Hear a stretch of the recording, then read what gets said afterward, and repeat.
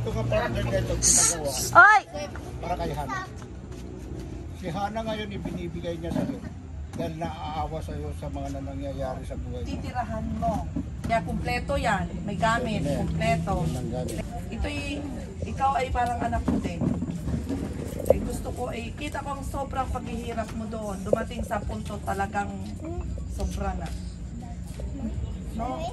Ay, ito'y tatapatan mo, Lenlen, hindi ito free. Tatapatan mo ng loyalty sa manukan. Alagaan mong manukan dahil kayang-kaya pag-aralin ng manukan ng mga anak mo. Okay. Hooray!